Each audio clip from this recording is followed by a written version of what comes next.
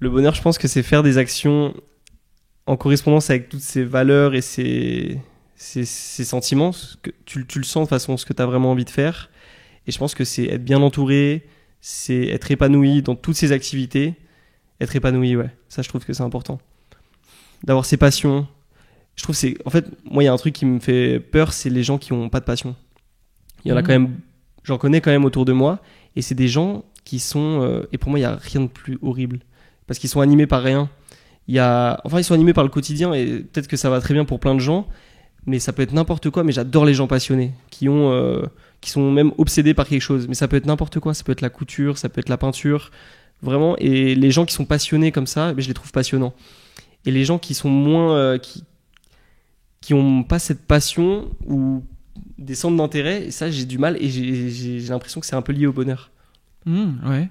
Bah, je pense totalement comme toi. Okay, pour le coup, là, je suis quelqu'un de très passionné aussi, donc j'ai du mal à comprendre les gens qui n'en ont pas. Mais limite, ça me rend vraiment triste pour eux. J'ai envie qu'ils découvrent leur passion, parce que j'ai l'impression que tout le monde en a une, mais juste ils l'ont pas encore découvert.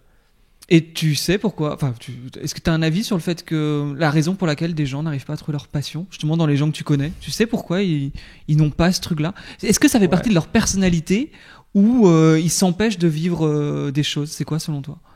Je pense que c'est un manque de confiance. Ça fait pas. Il y a un manque de confiance. C'est des gens peut-être qui ont trop écouté ce qu'on leur disait, tout ce que leur cercle leur disait. Donc ils ont un manque de confiance, ils se sentent pas capables, et comment dire,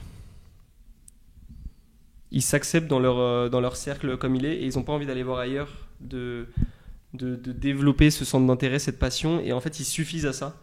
Et je pense que ça vient d'un manque de confiance, trop écouter ce qu'on leur a dit autour depuis des années. Ouais, ça me paraît assez juste. C'est rester dans une sorte de zone de confort, et finalement manquer d'audace et ne pas oser, qui est un peu l'essence de mon podcast. Donc, Mais après, je veux pas être péjoratif envers ces gens-là, parce que c'est vraiment, ça me fait plus de peine. Je veux pas entre guillemets, leur dire ouais, c'est pas bien. Si ils sont comme ça, c'est super. Mais on peut toujours aller on peut toujours progresser, apprendre. Ouais, je suis assez d'accord aussi. Enfin, j'aime bien cette idée d'évolution. Ouais. C'est un coach, Max Piccinini, qui dit que le bonheur se trouve dans la croissance. Ok. Et le fait d'être toujours en croissance, toujours évoluer, toujours essayer, toujours découvrir, ça permet de garder une stabilité au bonheur. Selon lui, encore une fois, est-ce que c'est une vérité? Je ne sais pas. Ouais. En tout cas, c'est un avis que je trouve intéressant à aller voir. C'est intéressant de la croissance. Après, je trouve que ça peut être dangereux. Mais c'est cool que tu dises la croissance dans l'apprentissage, finalement. Parce que si tu parles de croissance de ces projets, bah, ça peut vite te rendre malheureux aussi, si jamais tu sens que ça évolue pas, si tu sens que ça... Je parle pas juste en termes de statistiques, mais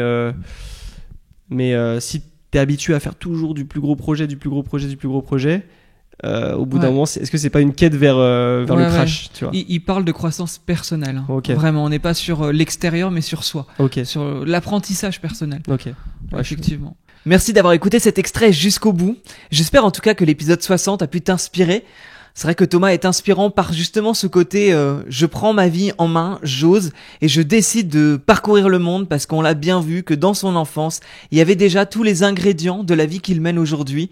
J'aime bien le rappeler, même si c'est pas l'objet là de l'extrême, en tout cas que globalement, dans tout ce qu'on faisait quand on était enfant, finalement, n'est-ce pas la clé de ce qu'on pourrait faire aujourd'hui? Comment on pourrait matérialiser nos désirs d'enfant en réalité aujourd'hui? Mais en tout cas, ça montre bien, et ça m'a vraiment marqué. C'est pour ça que j'ai pris cet extrait cette semaine. C'était de cette idée quand il m'a dit que pour lui, il trouvait ça un peu triste, ou je sais plus comment il le disait dans l'extrait, mais en tout cas cette idée que pour lui, être passionné, c'est finalement cette clé d'aller vers ce qui nous fait vibrer. C'est assez logique dit comme ça, mais que lui, ça lui faisait peur, en tout cas les gens qui n'étaient pas passionnés. Et je trouve l'idée hyper intéressante, sûrement parce que ça résonne chez moi, cette idée que la passion est l'une de mes en fait, j'ai du mal à faire les choses sans être passionné. C'est pour ça que j'ai à la fois fait de la musique, que j'ai fait de l'humanitaire et fait de l'immobilier, et que dans tous les cas, je partage sur les réseaux, que j'en crée soit des podcasts, soit des vidéos YouTube, soit un Instagram.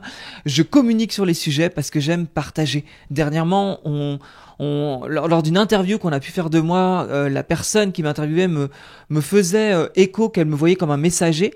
Et c'est vrai, mais parce que je suis passionné. Et est-ce que justement, ça serait pas un peu la clé d'un bien-être émotionnel, la clé du bonheur, même peut-être, cette idée que être passionné, c'est aller vers son ambition, c'est réaliser ses aspirations les plus profondes. Et je trouve ça hyper intéressant et j'aimerais que tu te poses la question, toi, comment tu te considères aujourd'hui? Est-ce que tu as le sentiment de faire des choses qui te passionnent? Est-ce que tu as cette idée-là? Peut-être que tu trouves l'idée complètement à côté de la plaque, que tu trouves cet argument totalement faux, que tu es quelqu'un qui aime les choses, qui aime sa vie dans une vie routinière, sans être forcément passionné, justement. Si c'est le cas, mais n'hésite pas à me faire un retour sur l'Instagram Osez by Nico, à m'envoyer un petit message en MP, parce que moi je me pose relativement la question, et c'est d'où le fait que je te la pose à toi aussi, c'est de voir est-ce que finalement aujourd'hui tu es assez passionné dans ta vie pour vivre une vie épanouie. Et clairement, je trouve que je trouve que vraiment Thomas met un point hyper intéressant parce que comme lui, j'ai pas mal de personnes dans mon entourage qui des fois n'ont pas réellement de passion, et je me demande à quel point finalement quand on n'a pas de passion, on a une vie trépidante. C'est vraiment une réflexion que je pose là, parce que tu vois, même là quand je te fais mon petit débrief, j'ai pas de réponse absolue en fait. Je pose la question et j'aimerais qu'on réfléchisse tous à ça, tout comme moi ça m'a fait réfléchir finalement. Même si la réponse est assez évidente, je suis quelqu'un de passionné, et moi si je ne vibre pas le matin sur un projet, je ne peux pas en fait me sentir vivant. Donc cette vibration-là, d'être dans la joie, d'avoir envie et de progresser, et c'est le point que je soulevais à la fin, pour moi c'est ce qui aide tout simplement à être épanoui, à avoir ce bien-être. L'idée de grandir tout le temps, d'être dans cette croissance. Je parlais de Max Piccinini et j'avais vraiment aimé ce qu'il avait dit par rapport à ça, cette idée que être en croissance, et on l'a bien précisé dans l'extrait, on parle d'une croissance personnelle, cette idée d'apprendre, de continuer à évoluer, c'est ce qui permet de se sentir, d'atteindre le bonheur selon lui. Et je trouve ça assez vrai, parce que finalement si on décide de tout arrêter et d'avoir une vie peut-être sans évolution, on reste dans une forme d'immobilisme et on se contente peut-être de choses qui font que du coup on n'arrive pas à trouver un sens à sa vie, parce que finalement ne pas progresser, ne pas être passionné et vivre un quotidien où rien ne bouge, rien n'évolue, peut-être avec des vacances qui sont toujours les mêmes, tous les ans, la même chose, des horaires de bureau qui sont tout le temps la même chose, des week-ends qui sont tout le temps identiques.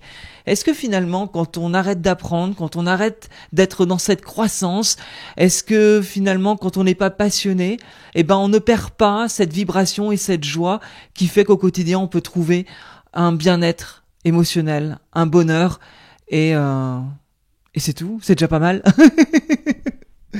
Donc c'est là un peu la réflexion que j'avais, et je trouvais en tout cas je trouvais hyper intéressant ce qu'a soulevé Thomas dans cet épisode.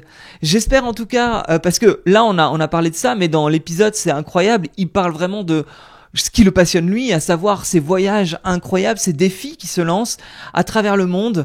Il nous raconte quand il est parti en Amazonie en mode survie, quand il a rencontré les gorilles en Ouganda. Et c'est passionnant, donc n'hésite pas à écouter l'épisode si tu l'as pas encore entendu. Je suis sûr que le témoignage de Thomas va t'inspirer. N'oublie pas que tu peux laisser 5 étoiles sur Apple Podcast et Spotify. Je ne le répéterai jamais assez. Tu sais l'importance de tout ça, blablabla. Je sais que tu connais. Bref, je te dis à très bientôt pour un nouvel épisode la semaine prochaine. Salut!